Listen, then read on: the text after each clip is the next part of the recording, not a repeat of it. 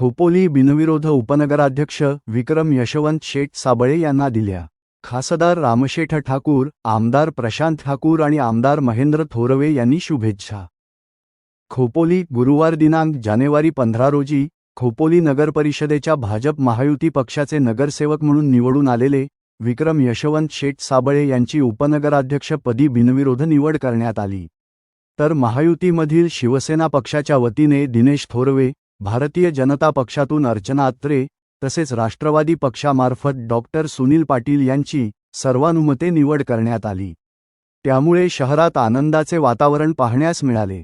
विक्रम यशवंत शेठ साबळे यांची बिनविरोध निवड होताच भारतीय जनता पक्षासह महायुतीच्या कार्यकर्त्यांनी ढोल ताशांच्या गजरात जल्लोष साजरा केला।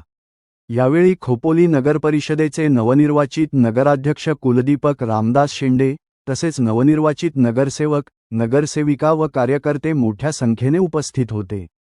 खोपोली शहरामध्ये निवडणुकीपुरते विविध पक्षाचे राजकारण होते, परंतु निवडणूक झाल्यानंतर सर्व पक्षाचे नेते एकत्र येऊन सर्वानुमते मैत्रीपूर्ण वातावरणात आनंद साजरा करतात व त्याचे प्रत्यक्ष उदाहरण खोपोली शहरात दिसून आल्याने सर्वत्र आनंदाचे वातावरण निर्माण झाले आहे।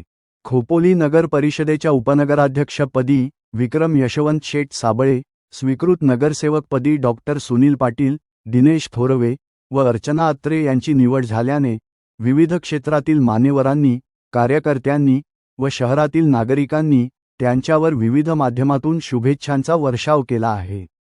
खोपोली नगर परिषदेचे उपनगराध्यक्ष विक्रम यशवंत साबळे यांची बिनविरोध निवड झाल्याने त्यांनी माजी खासदार रामशेठ ठाकूर, पनवेलचे आमदार प्रशांत ठाकूर आणि कर्जत खालापूर मतदारसंघाचे आमदार महेंद्र थोरवे यांचे आशीर्वाद घेत शुभेच्छा स्वीकारल्या।